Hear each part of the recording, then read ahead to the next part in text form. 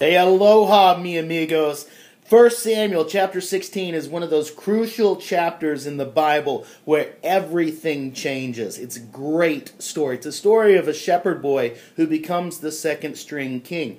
In it, we've got King Saul. And King Saul, who is everyone's most likely to succeed, he just looks like a king. And he has forfeited the kingship. He's blown it. He's made some stupid choices. And because of that, God regretted ever making him king.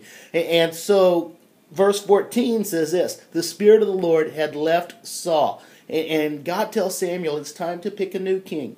And he gives him the address. He tells him exactly where to go to pick the new king. This automatically gives me flashbacks, very painful flashbacks, to 7th grade gym class where we would pick teams, and the captains of the teams would pick the most athletic and the most popular, and I would always be the last one picked. And so I get flashbacks to that.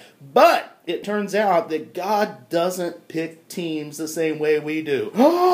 Okay? In verse 7, which is one of my favorite verses in the entire book, it says this: the Lord doesn't see things the way you see them. People judge by outward appearance, but the Lord looks at the heart. Okay? Samuel gets to the house of Jesse, and he's checking out all of the brothers because God has told him, this is where you need to go. You're going to pick up the king from one of the sons of Jesse. So he goes, and he's looking at all the brothers, and he looks at the oldest brother, and he's tall, and he just looks like a king, and he's just very talented, and he thinks, surely this is it. And God's like, he's not the one. And finally, he goes through all of the brothers, and each one, God is like, nope, that's not my man, that's not the one. And finally, they get down to the youngest, whose name is David. He's a little shepherd boy. And his dad has almost forgotten that he's out there, that he's even around. So they send for him. He comes in from the field. And God says, this is the one. So Samuel anoints him with oil, with his brother standing there watching. And the Spirit of the Lord came upon David mightily from that day on. He didn't automatically become king, but he automatically became marked for greatness. He automatically was marked by God as, this is my man. Then, in a real crazy twist, David ends up serving King Saul as a musician. Okay, when Saul rebelled against God's plans and God's purposes, he opened himself up to demonic influence. So he is tormented by depression, and he's tormented by fear. And the only way to calm him down is music. So David is chosen to be his musician because of his reputation. Let me read you David's reputation. It's in verse 18.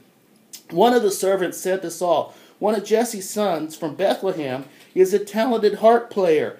Not only that, he's a brave warrior, a man of war, and he has good judgment. He's also a fine-looking young man, and the Lord is with him. So here's David's reputation. He's an artist and a warrior, and he's got this incredible reputation. And because of that, he's picked to play music for Saul. Now, Saul has no clue that David is going to be his replacement. And David gets to see the inner workings of the palace, and he gets to see what a king shouldn't do, and to learn from that. David had been picked, now he's being prepared, and his job right now is just to be patient, and just to learn, and just to do what he's put before him that day. And it's the same with us a lot of times. We're picked. A lot of times we know there's a call on our life. A lot of times we know that God has a special job for us.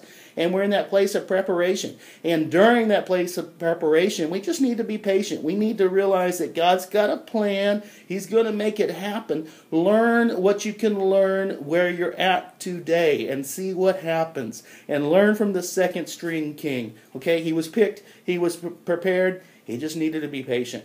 God bless you guys. Have a great day. Giddy up.